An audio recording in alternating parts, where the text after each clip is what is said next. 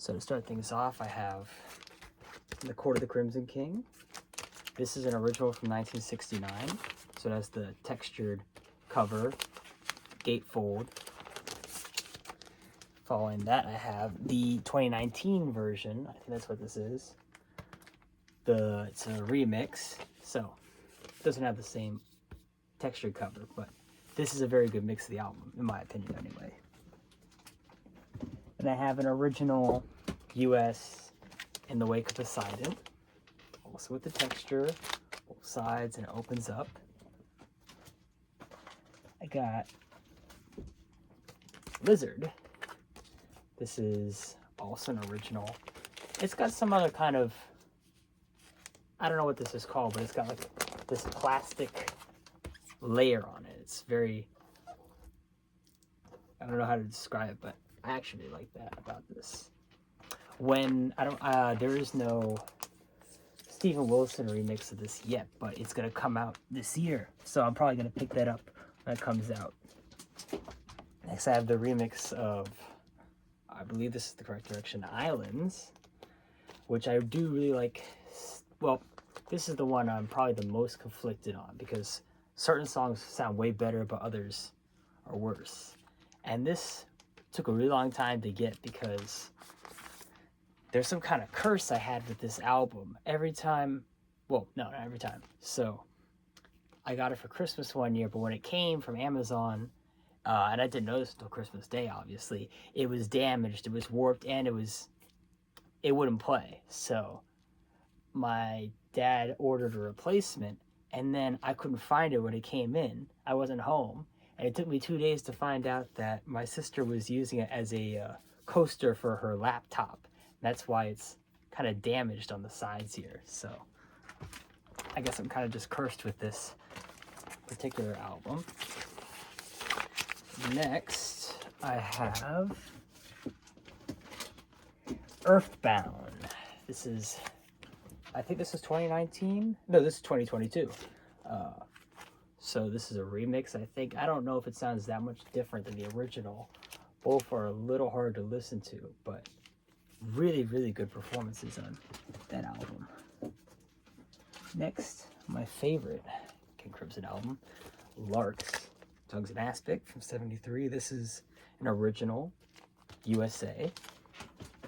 Then I have the Steven Wilson remix, which I destroyed. I don't know if I destroyed it, but I've listened to this one 150 times probably. And then somehow when I bought that, I got this one thrown in for free. This is alternate mixes of all the songs, which is kind of cool. I haven't really listened to this that much just because I like the original. And I also have, it's not on vinyl, but I have I don't have it with me, the Blu-ray set that came out last year that has all the recording sessions. So I don't really need a record with all that. Then we have Starless and Bible Black. This is Steven Wilson remix. Also much better than the original mix, in my opinion. Finally, to end out this era. Well, no, not quite yet. Red, Steven Wilson remix. Although I am currently hunting down the original mix of that album.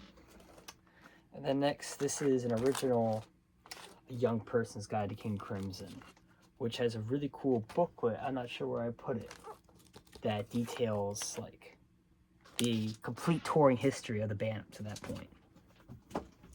Then next I have, this is Discipline, the original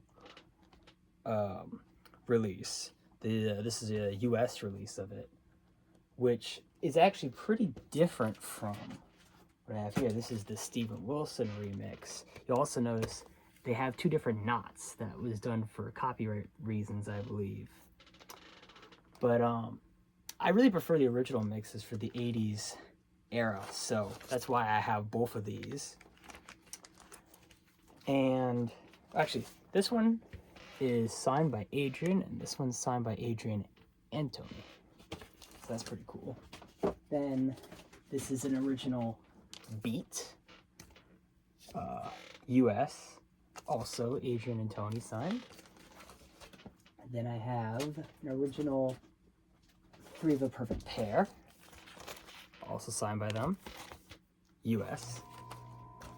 Then, like my number 2 favorite album of the band, Thrack, on vinyl, which is crazy on vinyl. And also it's signed by Adrian, Tony, Pat, and Trey. Really big signature from Trey there.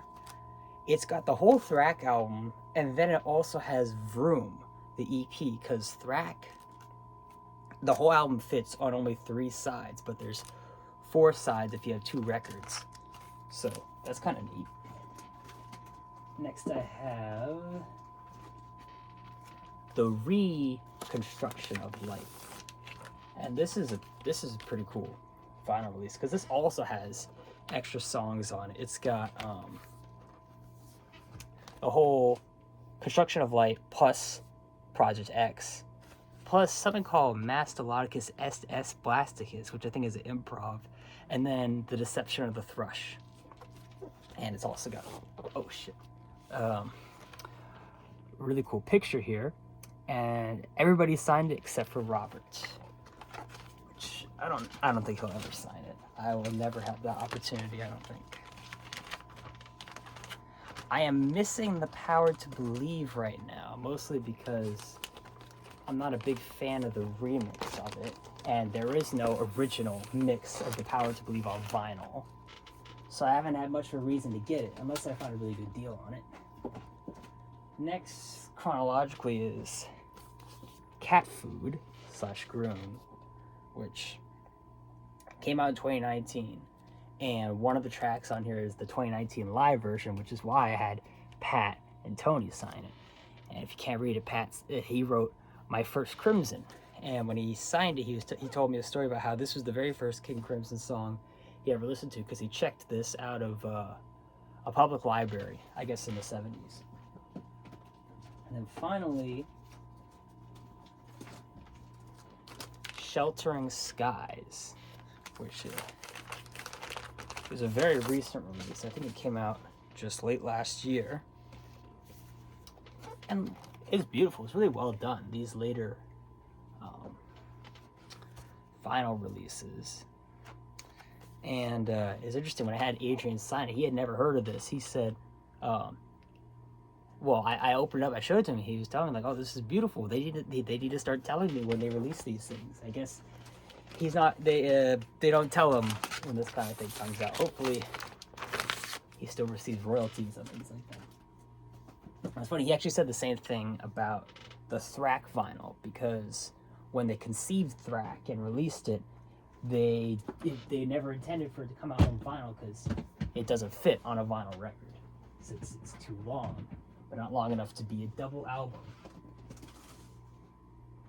And that's it for now.